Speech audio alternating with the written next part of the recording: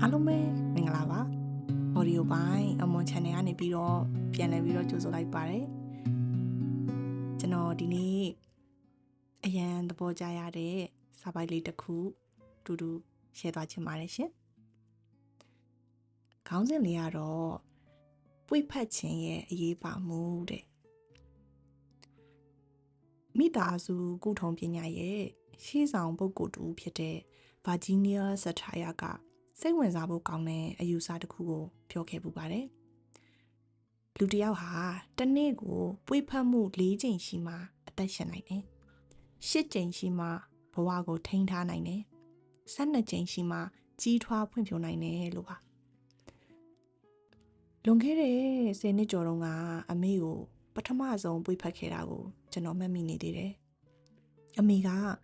ကိုတစ်ခုလုံးတောင့်တင်သွားပြီးတော့မသက်မတာဖြစ်နေတဲ့မျက်နှာနဲ့အိုးရပြီလားမြန်လို့ရုံးထွက်ဖို့ကြိုးစားနေခဲ့တယ်။အမေအတွက်ပွေဖက်ခြင်းဆိုတာအယမ်းမကျွမ်းကျင်တဲ့အရာတစ်ခုဖြစ်နေခဲ့တာပါ။နူးညံ့ပြီးနှွေးထွေးတဲ့ကိုယ်ခန္ဓာထိတွေ့မှုမျိုးကသူမအတွက်မတိကျွမ်းဘူးတဲ့အရာတစ်ခုလို့ဖြစ်နေခဲ့တယ်။နောက်ပိုင်းမှာတော့ကျွန်တော်နားလည်လာတယ်။သူမကြည်ပင်ခဲ့တဲ့ဘဝထဲမှာဒီလိုနူးနူးညံ့ညံ့ပွေဖက်ခံရတာမျိုးမရှိခဲ့တော့ဘူး။သူမယဉ်နီးခဲ့တာကချုပ်တီးတာတိခတ်နာအလုံးများတာတာဝန်တွေကိုတယောက်တည်းထမ်းရွက်တာတွေဖြစ်နိုင်တယ်။တောင့်တင်းနေရခြင်းနဲ့အမြဲတိုက်ခိုက်နေရတယ်လို့အသင့်ရှိနေခြင်းက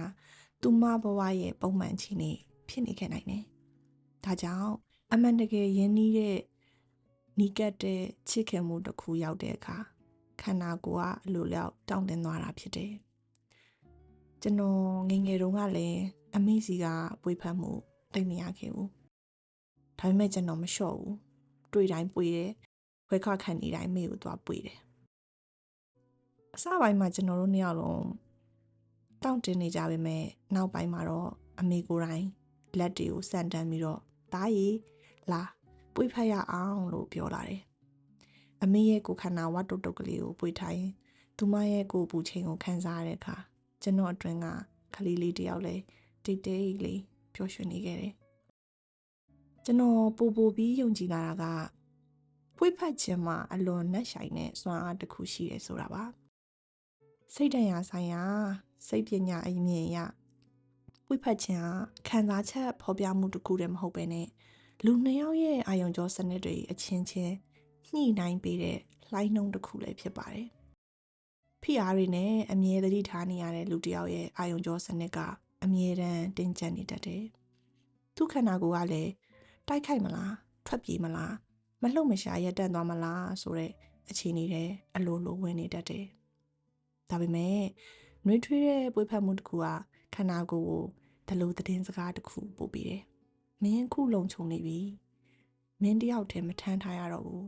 ။တဖြည်းဖြည်းအနားယူလို့ရပြီဆိုတဲ့သတင်းစကားပါ။ကျွန်တော်တို့ရဲ့အာယုံကြောစနစ်တွေက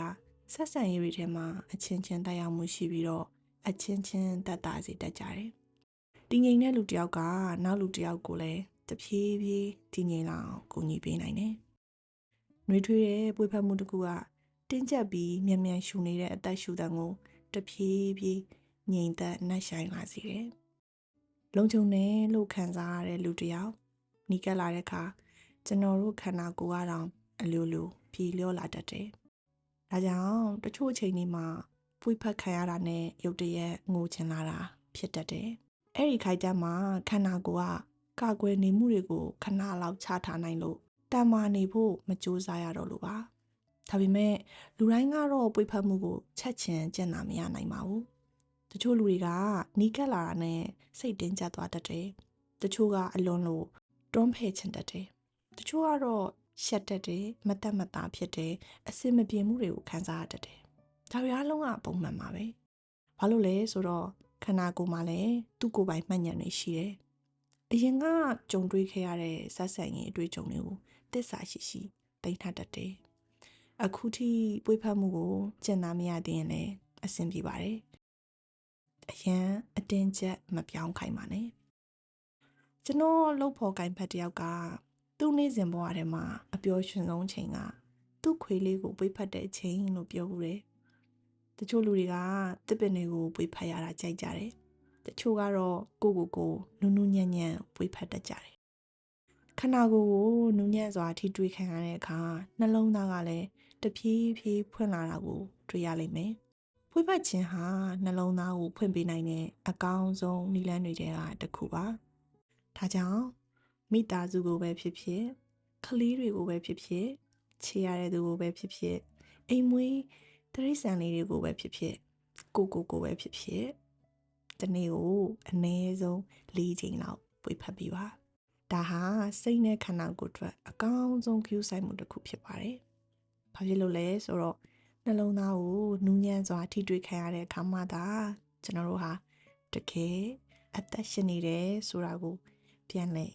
ခံစားနိုင်ကြလို့ပါဟုတ်ကဲ့ပါလာရောက်နာဆင်ပေးတဲ့သူချင်းတယောက်ချင်းစီကိုကျေးဇူးအများကြီး